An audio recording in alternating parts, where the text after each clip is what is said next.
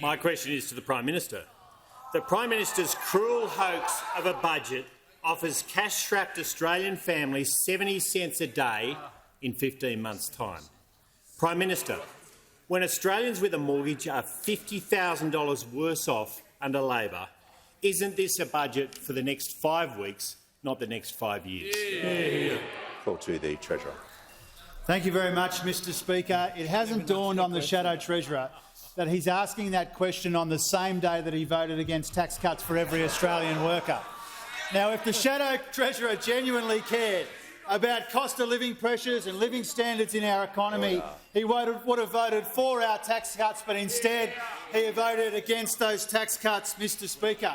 This was the consequence of the brain snap that the Shadow Treasurer had in the budget lockup yesterday, when he decided in the face of these cost of living pressures to recommend to his backbench that they vote against a tax cut for every Australian worker to help them with the cost of living.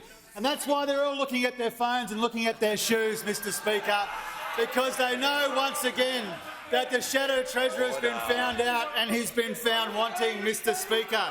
This is why one of them, Mr Speaker, described the Shadow Treasurer to the Australian as a dead weight, Mr Speaker. I couldn't agree more. What the budget is all about is providing cost of living relief, cutting taxes for every Australian taxpayer, strengthening Medicare and building Australia's future. And it's disappointing, Mr Speaker, but not surprising to see that they voted against our tax cuts, because whenever we've tried to help Australians with the cost of living, they've tried to prevent it. And so as we get closer and closer to this election, when the Prime Minister calls it, Australians will have a very clear choice. This Labor government and this Prime Minister cutting taxes for every taxpayer and helping Australians with the cost of living, or that opposition leader who has a secret agenda for cuts which will make Australians worse off.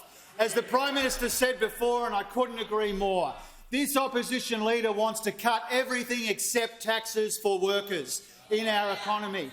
So how dare they come up here and ask about living standards and ask about inflation, when they left us inflation multiples of what it is now and rising fast.